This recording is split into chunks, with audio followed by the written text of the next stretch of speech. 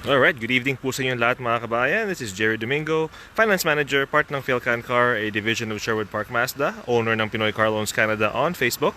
It is currently 9:33, so medyo late ang ating video for tonight, no? So I wanted to do a quick video for tonight for tomorrow's delivery. Well, not tomorrow, mamayang madaling araw. Itong delivering to is only going to Alberta. Siya ng Alberta. I'm not gonna use your real name. Pinag-usapan na natin to kanina. Maybe tomorrow mga deliver na yung sasakyan. But siya of Alberta. Ito na ang inyong 2018 Hyundai Santa Fe XL. So, one of the options na I always recommend sa mga kliyente ko, if you're looking, especially kung medyo budget conscious tayo, no?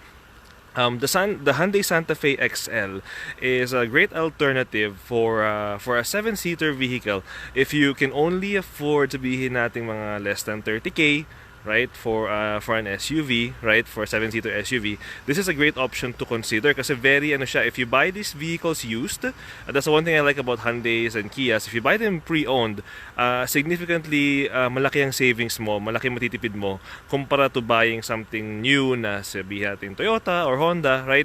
I mean, like I always say in my videos, panapanahon lang naman mga kabayan, right? Just because hindi mo ma-afford ngayon doesn't mean you can't get it tomorrow or a few years from now. Pero for now, this is a great option for Cha and her family, for her young family, kasi kasi silang lahat dito. So she's currently driving a car and she realized na kailangan ko na mag-upgrade para magkasya kami lahat, maglo-long drive kami, which makes total sense, right? You know, very family-minded thinking. So good on you for that one. So let's do a quick walk around sa sasakyan, no? So as you can see there, standard size for a 7-seater SUV. A lot of the 7-seater SUVs nowadays are shaped like this, right? Ganitong size din. So as you can see there, meron siya, yung daytime running lights niya ay nandito. These are LEDs, these are very nice actually. Of course, meron din siya, ito yung kanya main sa driving lights niya. There's LED here. Again, these are always nice, better visibility, right? So this SUV runs on a V6 engine, so it has enough power to tow, and at the same time, parang sabi nga ni Chef, the purpose mainly for getting the 7-seater SUV is yung mga long drives, right? You know, nasa loob yung buong mag-anak. Of course, there's more people inside, there's more cargo.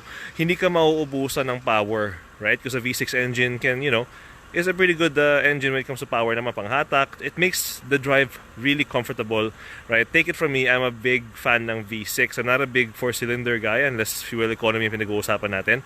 But comfort-wise, especially kung ano, kailangan mo ng extra na bigat pag winter, I like yung V6s. I personally drive V6 vehicles only. So this is a V6 engine siya, so really good for you guys. As I said, you know, parang ang main purpose natin is a family vehicle, right? So kung mapapansin nyo, this vehicle has a hood deflector. So Hyundai Santa Fe XLs don't normally come factory with a hood deflector. So this is something na freebies natin para kay Cha, no? So itong isa sa mga freebies natin para sa kanya. So siya, parang sabi ko sa iyo, pinalagyan ko ng hood deflector kasi given the long driving ng family ninyo, right, from where you are in Alberta, right, you're gonna come across rock chips, right? You know, debris on the road, insects, and this hood deflector, right, is gonna help prevent damage to your windshield, right? And I've seen that many times kasi ilang beses na akong out of town nag-deliver. So that's always a great investment. I'm giving that to you guys for free, hindi an extra charge. That's my freebie to you guys. So let's continue with the vehicle. So alloy rims, as you guys can see there, very nice, right? So standard all-season tires. So one thing I also promised siya sa sakyan niya is I'm gonna get this vehicle undercoated. So may undercoat na to, as you can see. Ewan ko kung kita nyo ha. See, it looks all black, pero meron mga parts dito na undercoated na. So Cha, gaya ng promise ko rin, napa-undercoat ko na to. Nalagyan na ng hood deflector. Right? Again, yun ang freebies ko para sa inyo. So let's go around the vehicle more.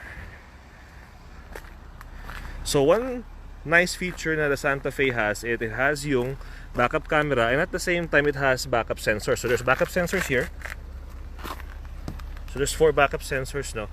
Extra safety na rin when you're backing up or if something is backing into you, maano mo siya, detect siya ng kasakyan. And of course, XL all-wheel drive, right? One nice feature that this vehicle has, which makes it great for families, is yung kanyang lift kit is power. So just to push of a button,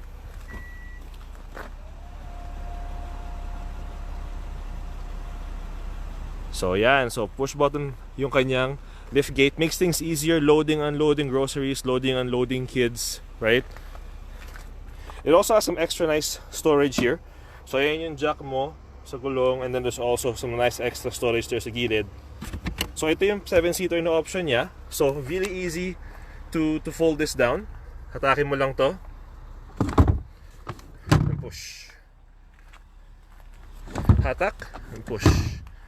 Now another thing that's nice about this is it has temperature controls for the third row seats. This is not something na normally makikita mo sa mga SUV na merong third row seating, right? So it has temperature controls for the third row seats here, which is a really nice extra touch, right? So it's folded that now already. Let's put this thing down again.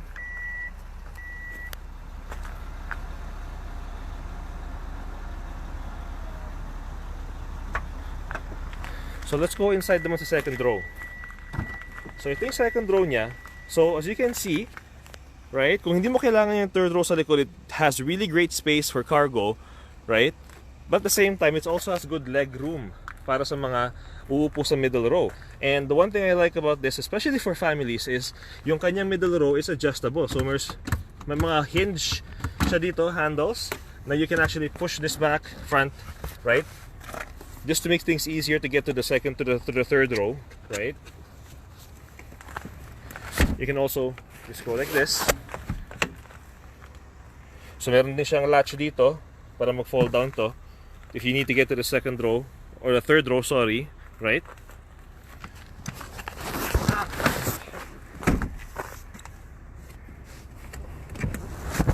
Hindi siya mahirap gawin. I'm just doing it with one hand kasi kaya medyo, it looks like mahirap siya. Pero, and one thing too, Cha, I know I already gave you the hood deflector free of charge. I gave you yung undercoating free of charge. Nagkamali ang parts department namin actually. And this is actually on me, right? Nagkamali ang parts department. I actually ordered rubber mats for a different vehicle, for a different client. And nagkamali sila, and ikaw yung in-order nila. So you're actually getting a set of Hyundai winter mats, rubber mats for the third row and the front. And that was a mistake on me, mistake ko, mistake ng parts department. So you're getting that for free. So I don't normally give this many freebies sa kliyente, but this was a pure mistake, right? But you, at the end of the day, you get the benefit, so that's always good. So you guys can see there, I always have my jerry can.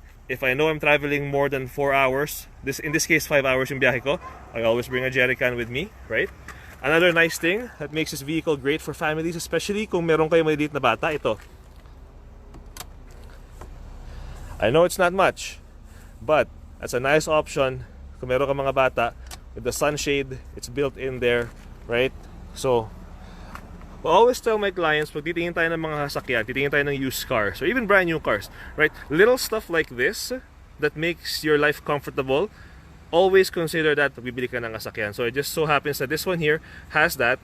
So it's nice, kasi I know Cha has a little baby girl, so that's gonna keep her well protected from the sun, right? So let's go to the driver's side. So I'm gonna show here muna, first and foremost, meron siyang blind spot monitor. Always a nice safety feature to have, right? It also has power driver seats. And of course, parang sabi ko nga, yung rubber mats that was ordered by accident is there. So you have your blind spot monitor there. You can actually turn that on and off from here. You have your heated steering wheel, right? Your rear differential lock, your AC power, right? So I'm gonna go inside the vehicle. So this is a nice push button start vehicle. So push button siya. I know a lot of people like that. Really nice blue lighting inside the vehicle, right? Very relaxing. And of course, one thing I like is lighted lahat nung ports. For example, kailangan na mahanap yung USB port. It's right there, naka-light siya. Auxiliary cable port, naka-light din siya. Heated seats, yung controls niya. Parking sensors, naka-light siya. It's very, very easy to use, right? You can easily find the things that you need to find pag ganito yung sasakyan, right? So as you can see there, backup camera of course, as I showed earlier. Bluetooth din ito, touchscreen, right? You got your audio and Bluetooth controls, the steering wheel, phone calls and all that stuff. Another small thing na a lot of people tend to overlook, and I find this more of a concern para sa mga female drivers, digital speedometer. So that's always a nice feature to have, right? Especially kung sabihin natin hirap kang mag-keep track dito, right? Again, little things like that, like heated steering wheel, heated seats, lighted ports, digital speedometer are always nice to have, especially if you don't have to pay extra for them, right? This vehicle comes equipped now with all these features, right? Of course, yung glove box niyan dito.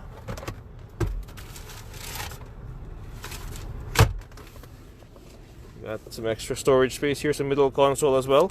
Not as big as the middle console, right? Ang lalagyan ng shades. So, as you guys can see there, right, for the price that you could be paying for, let's say, a brand new SUV, right?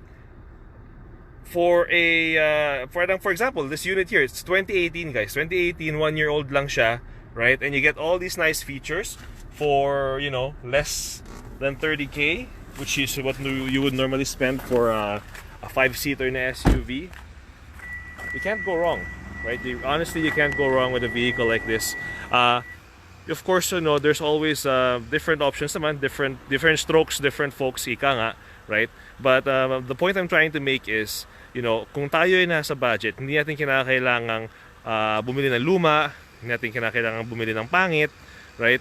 With the right combination of year, trim level, and of course, having the right person work for you to find you that vehicle, you could be, you know, driving something like this at payments na you can afford, right? A 7-seater SUV na hindi mo na kailangan mag-upgrade later on kung madagdagan man ng pamilya ang members ng family mo kasi andyan na lahat ng kailangan mo.